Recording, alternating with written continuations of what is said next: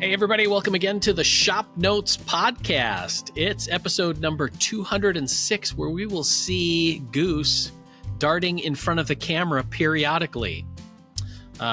Today's episode will also discuss spider season, the new issue of ShopNotes magazine, the ultimate guide to buying tools, woodworking in America, of course, and an update on some personal projects. So thanks for listening, everybody, and for joining in. What makes this podcast possible is people who support by subscribing to and buying the products from Woodsmith and ShopNotes and Popular Woodworking and Fine Woodworking. So we appreciate everybody who is a subscriber to Woodsmith Unlimited or to the magazine or Popwood Plus, all that stuff. This episode of the ShopNotes Podcast is presented by Epilogue Laser. Quickly and easily customize your woodworking projects for added beauty and value. Learn more at epiloguelaser.com. Speaking of Epilogue Laser, yes, I was at Woodpeckers yesterday visiting. Okay. And their laser room has probably 18 Epilogue lasers in it. Oh, yeah. Oh, it has a ton of them. And then it has some bigger ones that are like higher power. But it was pretty cool. Yeah, there's just a row of Epilogue stuff. And they're all running all the time. Wow. Yeah, it's like a ballet trying to keep parts inside of the machine. As, you know, one machine finishes, you put parts back in it, and then the next machine finishes and you put parts in that. So it's just a constant dance. Awesome. That I can't... Wow. That's a lot of lasers. It is. It's a ton. I mean, it's an entire 2,000 square foot room full of lasers. Wow. All right, we'll get things started with a few comments from last week's episode. Boney Board Woodshop says, getting a shout out on the podcast is probably my biggest achievement in social media right now. Shop manager is making sure there is no funny business going on. Kevin Thomas, 8991, says, first thing I noticed was that Logan finished his miter saw stand. Every miter saw stand needs a TV to watch the Chiefs. I'm not sure. We see you, Kevin, and we ignore you. Michael Thompson, 5875, says, was I alone in thinking that Logan missed a golden opportunity to say, talk to me, Goose? Yep. It might have made pod history. I mean, I'm pretty sure that's the primary reason he's named Goose. Yep. You should get a goose named Cat.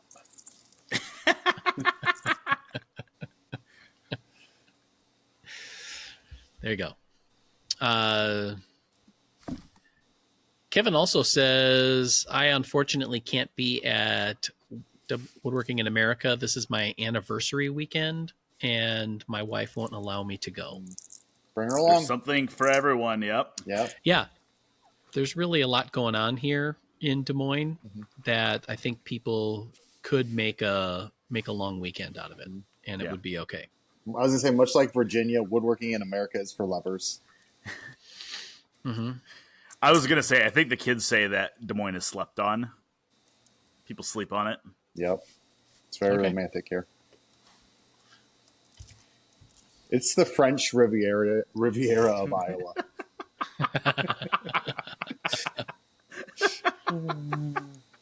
Des Moines is French for Des Moines. Yep. Yeah. Yeah, not many people know that either. Now, one of the new presenters at Woodworking in America this year is Bob Benke from Tight Bond. I think we were talking about him last time as being kind of an all-around nerd. But I just got the presentation description for his. This presentation will cover the 5 steps for successful gluing, from dry assembly to waiting for the glue to dry. Wood glues can affect the wood as it's being assembled, and being prepared in advance will eliminate costly joint failures and frustrating disassembly. The discussion will focus on the steps needed to use wood glues with ease, what to watch out for when glue hits the wood, and why failures occur. Also covered will be some frequently asked questions and why there are so many different wood glues. So, and they had a bio for him, and this one is part of it that I'm just going to read a section of. Is Bob has worked for over 30 years in the adhesives and sealants industry with experience in the development of emulsion polymers, scale up from bench to production of a range of adhesive technologies, and development of breathable technologies for organic and inorganic fabrics. Okay. As is natural. As one usually is. So I think, we've all met Bob. Bob's been here when we've done some of our Type Bond video shoots. I actually met Bob, I think, for the first time. We were both taking the same class at Mark Adams. Okay. You have never seen somebody that gets as excited about glue as Bob does and makes it more interesting than Bob. Like, I'm fully expecting that Bob's seminar class because he's only hosting one, so he will only be there Friday. I fully expect that will be the most popular class during that time period. Okay. I can see that. So I think what's interesting for me is that as many people as we've met that work with companies that create woodworking gear of all sorts, from tools to finishing supplies to glue, all that kind of stuff. What's shocking to me is how few woodworkers there are actually in those fields. correct. Like there's a lot of like, which you would naturally assume, chemists, engineers, marketing folk, product developers, blah, blah, blah. But not many of them are real passionate woodworkers. And Bob is one of those guys who is equally at home talking about the projects that he's working on as he is about nerding out on emulsion polymers. Yep. I think you hit the nail on the head, and thinking about all the tool companies we work with, all the manufacturers. There are a few guys at Woodpeckers and Blue Spruce that are woodworkers. Richard Wild at Veritas is a really accomplished woodworker, but other than that, like the tool companies, like a lot of them, they're not woodworkers. Like they might be able to do it. They can use the tools and show them off and stuff, but that's not what they're doing in their free time. Right. And, Bob, when I talked to him a couple weeks ago at IWF, he's like, oh yeah, I'm going to be at Mark Adams here in a week. I need a class for my master. Mark Adams has this like master's program where you take a certain number of classes in certain areas. You become, master. So Bob's like working on that. He's kind of pecking away at that. So pretty cool. It's nice when somebody that this is their hobby also is in the industry working with the manufacturers and tools and stuff. Yeah.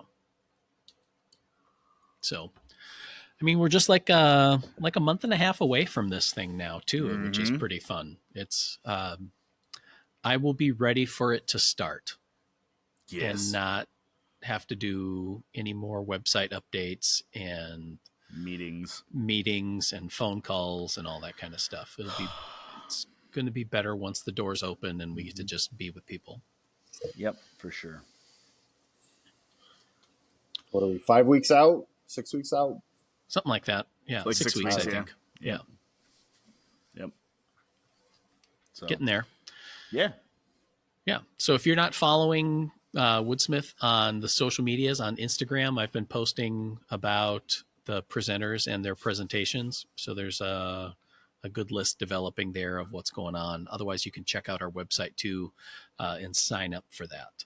One of the things that I want to do in the near future too is talk about some of the other things that are going on in Des Moines. because I know that folk will be coming with spouses, and there are lots of fun things going on. There's, some craft breweries in the area, some craft things to do and see. We have a pretty cool art museum. Botanical garden is always really cool. There's also several, you can tour the state capitol building and the governor's mansion, the governor's mansion is actually right over there from where I'm sitting. Those are really cool tours to do. And there's also a historic home not far from us, the Salisbury House, that is a fun tour because of the story of the family. They were in the cosmetics field. That's where they got their start. So also the Des Moines Farmers Market on Saturday morning will be going on, and that's a good time huge. As well. It's big. It's huge. Yeah. Yep.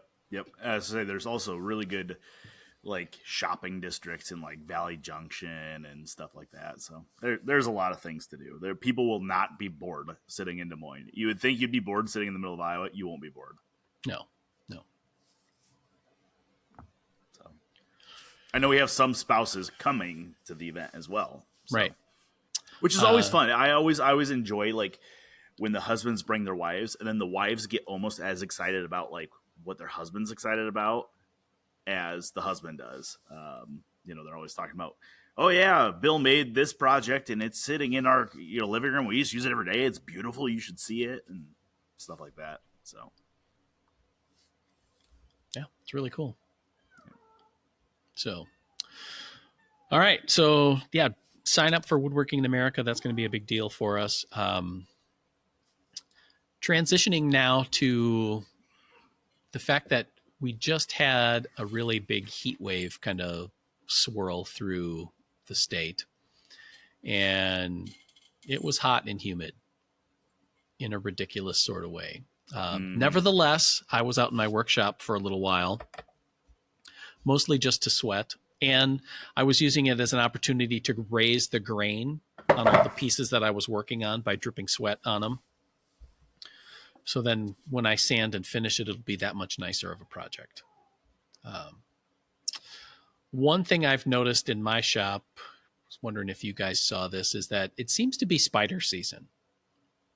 Every time I go out there is like a new raft of like spider webs that I have to clear out. And maybe that's because I'm in a garage, so it's a little bit more open, but yeah. I will say Goose does double duty, shop manager and resident cobweb duster. Okay. So I don't get many in here. Like occasionally like behind like a cart or something. I have noticed them pretty heavily like outside in the lumber stacks lately. Okay. And I don't know if it's because we have had a big boom of like smaller flying insects that they're like, okay, time to feast. Because I noticed that this last weekend, I went and picked up a sawmill in Ohio, and it was wrapped in plastic. And when I went out in the morning, there was all of these dead bugs on it. Like, just like, I don't know if they got trapped or what, or if the plastic fumes like knocked them out or whatever. But like, there's definitely been an influx of little flying bugs, and I think that's probably done a lot of it. I've noticed a lot of like the little, I don't know what kind of spider they are, but they're fairly small. They almost look like a daddy long leg, but they're almost translucent. Okay. And I find those like in my lumber a lot. So we don't in Iowa, the only spiders we really need to watch out for are the brown recluses, and we also do have black widows, but they're not super common. Like, you don't really find them like in houses and stuff. They're more like in wood piles and stuff like that outside. So okay, but yeah, usually feels like back to school time is also the start of orb spiders too. Yes, where you get the big ornate, Charlotte's Web kind of things going on, and all of a sudden start appearing. But I haven't seen any of those recently. But Yeah. I noticed when I was in Ohio this weekend, was it Ohio? It had to have been. It was the only place I went. There was a lot of webs in trees, but they were like, it wasn't like a web, like a Charlotte's Web. It was more like a funnel, like a, Oh, I don't know. Like it was crazy. And they were all over, like driving down the road, all the trees along the side of the road, they're every 10 feet.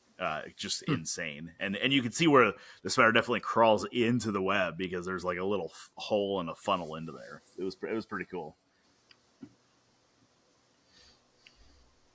awesome.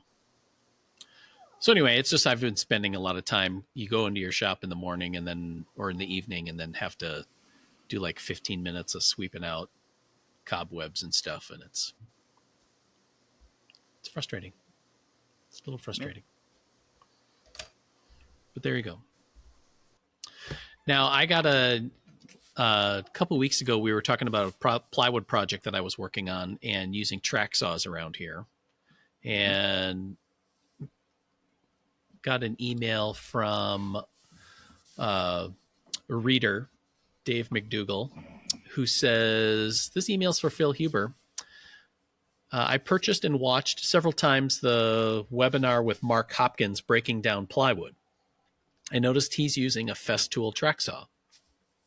One of the Woodsmith Shop sponsors is Craig Tools. I've looked at both the Festool track saw and the Craig Adaptive Cutting Master Set. The Craig looks more versatile and is $999. The Festool is, depending on the makeup, $599 to $1175, depending on saw and options. Yet none that I see have the table and track and saw like the Craig. Since I can only afford to purchase one track saw, which is a better value for the money? Does he want the whole, like, because how much is just the Craig track and saw? 300? I think it's $399. I think $399 right now, I believe. Yeah. So, like, I guess if you compared like the Craig track and saw only $399 to the Festool at $599, like they are different price points for sure, but they're not that far off. It's not like you're paying triple for the Festool, Right. Which it seems like you are on other models in their line. Yes. Personally, love our friends at Craig. Love all their products. I like the Festool track saw better. I think it is a higher quality saw and track. You can come up with like the Festool MFT to get the similar thing to what like the ACS is. I think the MFT was actually the first one on the market, I believe. So I think Festool kind of had that before anybody. But when you start adding that in, then you're talking a significant more amount of money. Right. And I think we talked about this off camera a couple weeks ago. Like for most people, the Festool or the Craig is going to do everything they want. Yeah. And it will not leave them wanting. Right. Which is why, when I answered his email, and I always have a hard time with this because of how subjective it is. Yeah. Is I ended up getting the Craig saw and track, just that. It's a great price, and for the way that the reason I gave to him was the way that I would end up using it. That's not my primary cutting tool. I don't make my living from it. And right now I don't do a ton of stuff with plywood. So I would use it less frequently. And I felt like in terms of what I can offer for a woodworking budget for myself, the Craig fit because it still leaves room for other stuff. You change one or more of those other variables, and then the Festool becomes maybe a better option. I think it's pretty fair to say in woodworking that if something costs more because of how competitive it is, it's usually a better tool.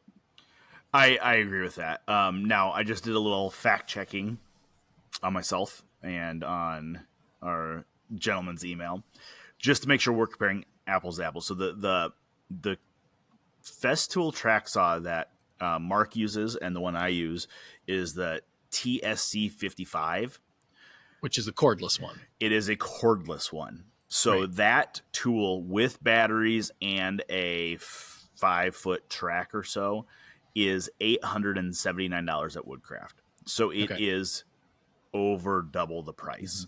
That makes a little more sense to me. Is that what we have here? Is the cordless one? It is the cordless. Yep, it uses dual batteries. There is also, just to make sure all the information's out there, there is a safety feature on it. It has an anti-kickback shutoff. So if it senses, I don't know exactly what it's sensing, but if it binds up and it jerks a little bit, it will shut this off immediately. So there is that feature on it, which the Craig does not have. I don't even know if the Craig has a drop-down riving knife behind it. It does. It does. Okay. Mm-hmm. I couldn't remember if it did or not. So you're definitely comparing two different classes of tools. Festool may have a corded version that's closer to that price point that he stated. They probably do, actually. Yeah. My part of the reason why I like the Festool is I said I think it's a better saw. It's just a really well designed saw. I like that it is cordless. Because there are times where I'm taking it out into the driveway and cutting plywood or, cutting sheeting or something like that where, I could go get a extension cord, but where I'm cutting, I need 3 extension cords, which that becomes a problem, getting to the 3 extension cords to figure out where they're at. So I really appreciate it being a cordless tool. Okay. Yeah. Yeah, and see, any of my work is going to be in my shop that I would do. So I would be close to outlets, access to an extension cord if I need one. And, so the cordless part doesn't really bother me too much. Yeah. And also, depending on my mood, I think there are times when cordless everything just starts to drive me nuts. Mm-hmm. Where it's I don't know that some things just need to be cordless just because. Yeah. Again, but most of those companies, like Festool, Milwaukee, DeWalt, they're all catering towards professionals who are usually on job sites where power is either very limited or non-existent. Yeah. Now, the other thing I will say about the Festool system, and I have to assume that I have not used their corded saw, but I have to assume it's the same way. Their dust extraction on their track saw is hands down the best of any track saw. Okay. And more, having good dust collection on a tool is a make or break for me, because I absolutely hate cleaning up after, the miter, even the Festool Capex, dust collection's not that great on it. It's not very good, and I hate using it because of that. But on the flip side, with it being a cordless tool, it becomes a little bit harder to use dust extractors with it. Because if you have a corded version, you can plug the corded saw into the dust extractor. As soon as you turn the saw on, the dust extractor turns on. Right. Now, Festool and others make Bluetooth functionality in both the saw and the dust extractor. So you can have that wireless connectivity there. But then, everything starts compounding where now the track saw is more expensive because it's cordless. The dust extractor is more expensive because it has Bluetooth capabilities. So right. It's a snowball effect. And if you're in the system already, it makes sense. If you're not in the system, it might not make sense. If you're using a shop vac, this doesn't matter. It's a moot point. Yeah. So. Yeah. So in summary, if you bought the Craig system, it would do everything as a home worker you would want it to do. You wouldn't be disappointed. If that's the price point you want to be in. You want to spend more money, you'd get a better tool from Festool and more conveniences. Yes. If you had the Festool and it died and you had to buy a new saw, I think you would be disappointed if you bought the Kreg. But if you start with the Kreg, you're never going to be left wanting, you know? Right. Because that's the thing is here we have both to compare. We don't have just one to then, be satisfied with. And it's not our money that we're spending on it. So it's fair. We don't care. We don't care about that. So. I will say, not to throw another one in the ring, but my digital editor, Colin, has the Milwaukee track saw, and he really likes it. So, okay, as another wireless or cordless option, right? That's so if you're in the Milwaukee system. If you're in the Milwaukee system, it is a good track saw. Yeah. Okay. All the choices. Mm-hmm. Right. Which I was using this particular email as a stand-in for tool buying advice in general. Yeah. It's just representative of the whole thing is where do you draw the line? Because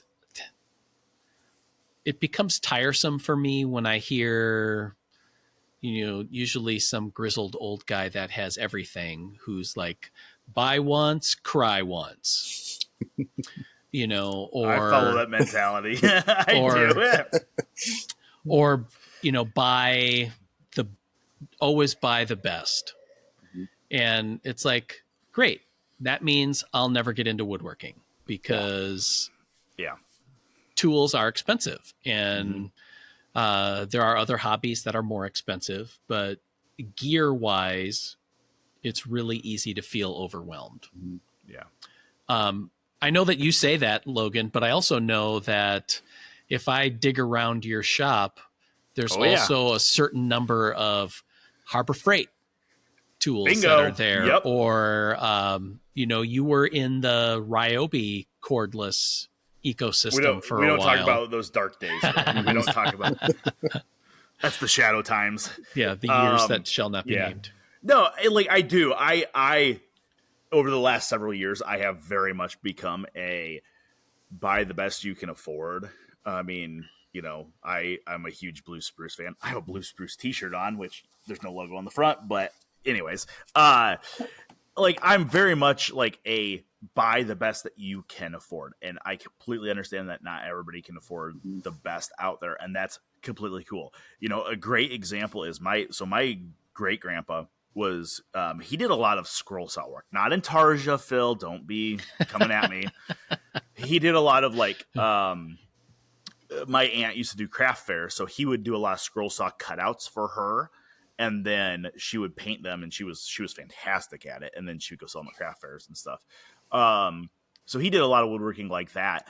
He was legitimately a milkman for 50 years. That's what he did as a career. So him and my great grandma lived in a very small house. It was a beautiful house. The difference was that my great grandpa took care of everything he owned. He never bought the best ever, but he took care of absolutely everything. So when he passed away, actually when we moved him into a nursing home, I got a lot of his tools, and I was like, in my mind, Grandpa's tools were the greatest tools ever because he made these wonderful things with them. Well, it was like a Sears Craftsman scroll saw, like a 16-inch, it was not a nice scroll saw, but he took care of it. And that was, I think, the biggest difference between his mindset and what a lot of, modern mindsets are, is a lot of modern stuff just isn't taken care of. Right. So, I don't mind. Yeah, I have a lot of Harbor Freight stuff. There's certain things I personally, when I'm looking at a tool, it's like, how much am I going to use it? If it's a once or twice a year thing, it's a Harbor Freight tool, man. Right. The quality has been halfway decent in recent years on Harbor Freight stuff.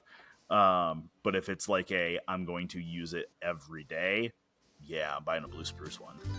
Yeah. This episode of the ShopNotes Podcast is presented by Epilogue Laser. Quickly and easily customize your woodworking projects for added beauty and value. Learn more at epiloguelaser.com.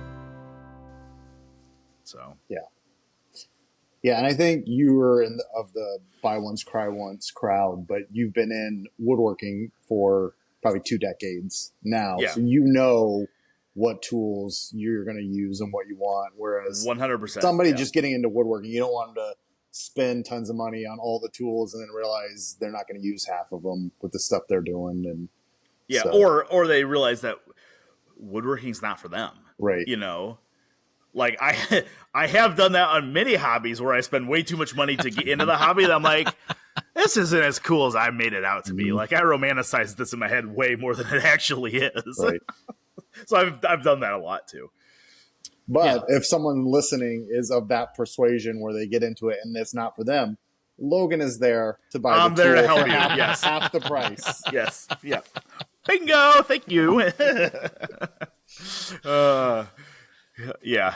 Now, and I like, honestly, we're talking about tools, but I think a lot of this shifts into other aspects of life too, right? Like, there are certain things that I use on a daily basis that I have no problem spending money on, but I don't need to because I have decided to buy a nicer one from the get-go. Like we bought a really nice espresso maker.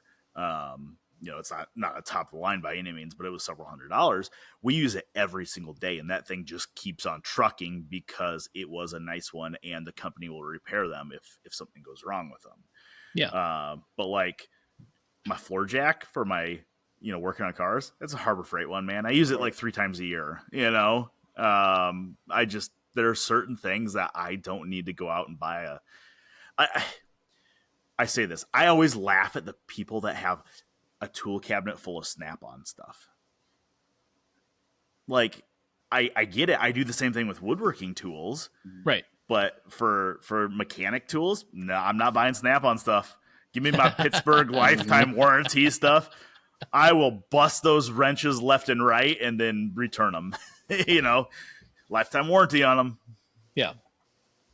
Yep. If you need something to hold up a multi-ton vehicle that you're getting underneath, Harbor Freight. Harbor Freight. Yep. Yes, I realize how that sounds. 100%. But you know what? So what I'm hearing, though, is that, you say buy once, cry once, get the best that you can afford. Asterisk. If it's your passion. If it's your passion. Yes. And so there in that phrase is shorthand for a bunch of other considerations that you need to make. Yes, there is. Because like you said, your floor jack from Harbor Freight is likely a lifetime tool for you. 100%. Yes. Whereas somebody who does it as a side hustle, or, you're not going to walk into your car mechanic's place and see a bunch of Pittsburgh and Harbor Freight tools. Or if you do find a new mechanic. So it's one of those things. Yeah. You can buy the inexpensive tool from, we're using Harbor Freight again as a generic example, because we've also talked about Menards and, whatever. But, if this is something that you're interested in, get that tool, mess around with it. If it burns out on you or whatever, then you've come to the point where it's like, this is really cool. I need to step up. Or, nope, I'm fine with either without it or with just replacing it. Yeah. Yep. So, and just like it was with me and the track saw, there's no doubt the Festool is a really nice saw. Yep. But for what I need and what I do, the Craig checks all the boxes that I needed to check. 100%. Yeah. And as I said, it does for everybody, I think. Yeah. I don't think there's anybody that would be disappointed with the Craig saw. Yeah. So you start getting to that and you translate that to other tools, like say hand tools. There's functional tools, like we had the Melbourne Tool guys on a few weeks ago, and they're aiming for kind of like a middle of the road price point. Yep, they want the Toyota Corolla that's going to take you 300,000 miles with oil changes or not oil changes. Yeah. But, you could step up from that to, like a Veritas line or Lee Nielsen. But then there's also people out there that are going to buy the Conrad Sauer plane and Carl Holtese and all that kind of stuff. So it all depends on what you want out of it. Yeah. Now, this is me fully aware, even talking with the Blue Spruce guys yesterday, there are people that buy tools because the tools are their hobbies. Like completely. Right. I was chatting with them about that. And they're like, we have a lot of people that will order an entire set just to have the set. They will never touch them. It's almost like a collection type thing. Mm-hmm. And that's not what we're talking about here. We're talking about using them, like you putting them to wood and using them on the weekends and in the evenings and, maybe during the day and whatever. Yeah. Yeah. Where the act of woodworking, creating projects of some sort is what you're after. Yeah. Right. Yeah. John, what's your calculus when you go to buy tools? I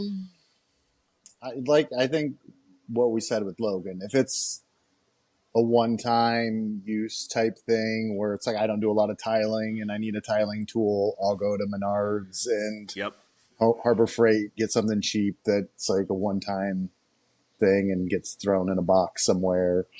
And then I guess for stuff that I want to last, I don't necessarily get the most expensive thing. I'm usually looking for something that's like the best bang for the buck. Like the Toyota Camry. Like I'm not getting a BMW or anything. I'm just like, I want something that's going to last and kind of mid-range. And, I don't need all my tools to match and look nice hanging on the wall. It's just getting the best bang for the buck. And I think that's like a lot of times, we get the questions like this commenter had, and they're asking, which thing to go with. And it's, there's a lot of, it depends on what you need it for. But I think a lot of times they're just looking for not to make a huge mistake by buying something or just getting the, best bang for the buck. Yeah. So. Well, and like, I think some of these decisions also like kind of set the trajectory for what your woodworking is going to look like or what your woodworking tools are going to look like. Right. Phil, you mentioned I have some Ryobi stuff. Yeah, I started out with that and it was great until I hit a level where I was like, okay, these aren't as nice. But then you're almost like, you are starting over by going to a different system, right? So like, so I guess it's like when you're talking cordless tools, it's like, okay, do you want to start with the Ryobi stuff? Because you can it's basically buy a battery, get a tool for free, or even buy a battery, get 4 tools for free. But knowing full well that 2 or 3 years down the road, when you want to switch, you're going to have an issue because you're going to have to rebuy all those tools and rebuy all the batteries. Now, I will say for Ryobi, we're kind of bashing on Ryobi, but like they have never changed their batteries. Their original Ryobi batteries, if they still work in their modern tools. Yeah. So, it's just that's another thing to consider is, are you looking at adding tools down the road? Because if you are, you may want to consider what platform you're getting on. You may want to go with a DeWalt or a Milwaukee or a Makita instead of a Ryobi or a Rigid or a Hercules. Yeah, 25 years ago, I had a Craftsman set of cordless tools where it came in the case, and you got 4 or 5 tools, and then eventually the batteries died, and it's like, well, what am I supposed to do with these tools? But then it was more expensive to buy new batteries. I know. Than it was worth. So then it's okay, well, I'm gonna switch to DeWalt now, but it's kind of you got to wait for the batteries to completely die, and then it's how many tools do I have invested into this system? But I think at that point they didn't even make the Craftsman they'd probably like switch to a different battery type at that point. And so just like, well, I guess I'm going to throw all these tools away and start over. You know who's laughing at us right now? The Shopsmith people. Yeah. They're Because still saying, they have it all. They have it all in one tool. I had to make sure we got a blow in. Right. Right. Yeah, we can't keep throwing hands and not hit back. we haven't stirred that pot in a while.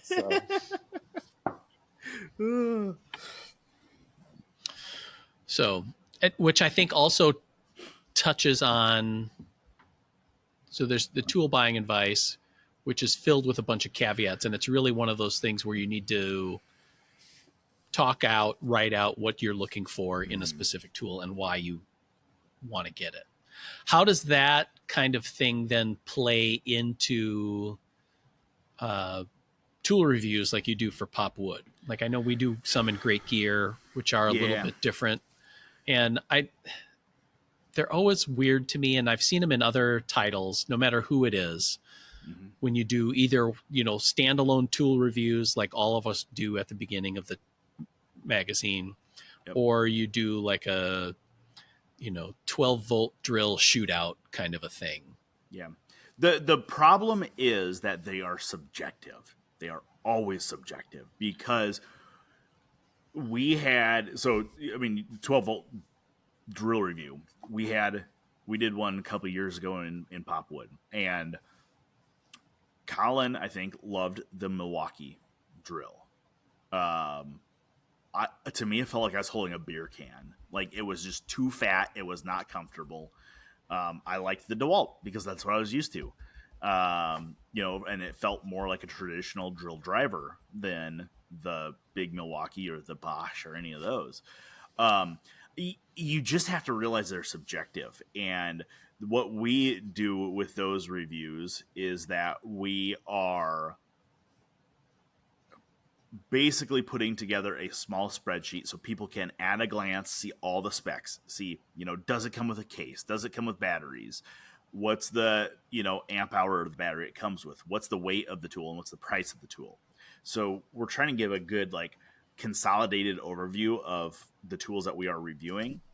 And then we go down the rabbit hole on each tool, talk about that tool individually. What does this drill come with? What did we like about it? What did we not like about it? And then we always try to award each tool a title, whether it's, editor's choice, like this is, the fan favorite, or, the most versatile, or the, the homeowner's champion because it's the lowest price point and gives you the biggest bang for the buck. We try to do that. We're not saying this is the winner, this is the loser, because it's subjective. You can't do that because somebody's loser might be their winner. Right. So in your future tool reviews, are you gonna if you drink get seltzer drinks with the skinny cans and you like that feel in your hand, this is the drill for you. Yes, if you drink the Foster's tall boy, then you want to go with the 40s, the 40 ounces. Yeah. See, I thought there was gonna be an old Milwaukee joke there. I could see it stewing. I could just see it. These are things to think about. Yeah. Right. What's your drink of choice? Yeah. Yep. It's all fair. So are there any brands out there that you would just tell people don't even, at any cost, no matter how cheap it is, don't get that brand?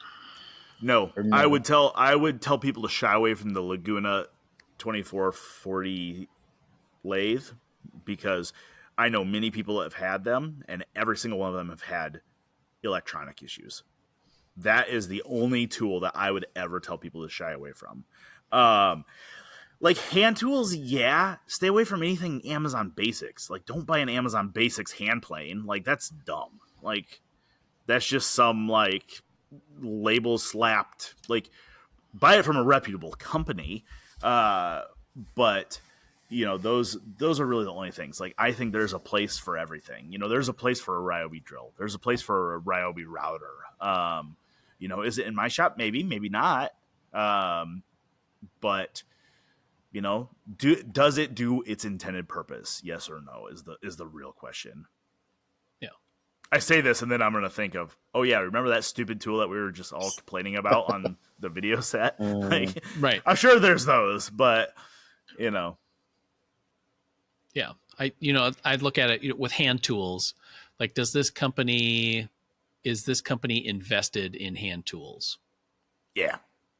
And if that's the case, then I think you can feel confident in buying from them. But, if it's a no-name knockoff company trying to make hand planes or hand saws or something like that, then I think you're starting to move into sketchy territory as to how well that tool is going to satisfy your needs. Yep, I agree with that. Yeah. And I mean, like, even looking at power tools, like benchtop power tools, like there are, kind of the big brands that we all know, Jet, Powermatic, Grizzly, Laguna, all of those, Raycon, Harvey. But then there are the like lesser known brands like Wen.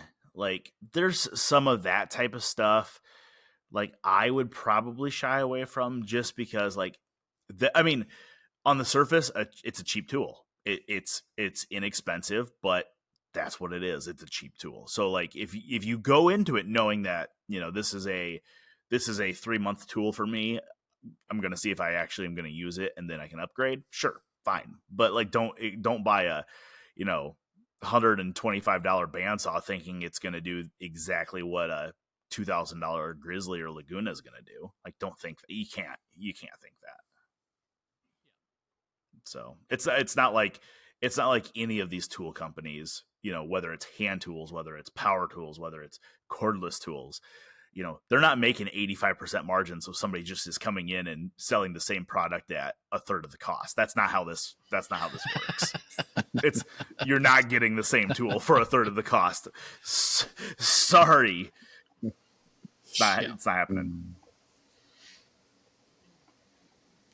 All right, there you go.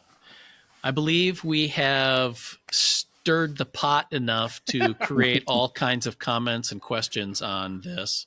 So if you do have those, send them to us, woodsmith@woodsmith.com, or leave them in the comments section on the YouTube channel, where we'd love to hear from you on that. So last thing I want to talk about today is the fact that we just dropped another issue of ShopNotes magazine that went out the door a week and a half ago, something like that. Time has no meaning some days, especially in late summer. So just wanted to walk through a couple of the projects on there. The one you had, Logan, was the marking knife, which I thought was kind of a cool one. It was, yeah. I mean, it's a fun little like turning project. So it was right up my alley, and it's funny when we kind of assign these projects, we're doing it like months in advance, a year in advance. So it's like, we don't know what it's going to be. It's like, oh, Chris said he's going to design and make a marking knife. Cool. Oh, yeah, I'll take that one.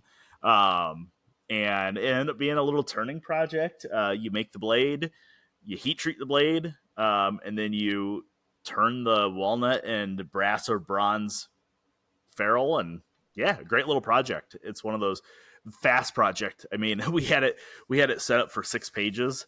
And we started looking at it. I'm like, boy, this is a pretty simple, pretty fast project. Like you could batch out, 15 or 20 of these things in a day, I think, if you're a semi-competent turner.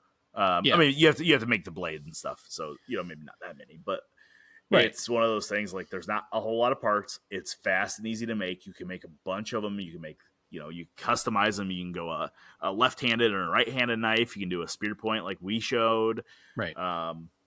So yeah, fun little project. I guess what I liked about it was, we did this on several of the projects where we're presenting it but because of how it's made, it could very easily have a totally different shape. Like you could have done a tapered octagonal handle on it if you wanted to, or, change the profile of the turning to something that, matches another tool that you have in your collection already, whatever. Yep. which I think is kind of fun to do. And it's more about, this is how easy it is to make a really high-end tool Yeah. with very little effort in terms of investment in materials, or, because we showed ours with walnut, but we all keep a little stash of stuff that we should really just burn, but Yep.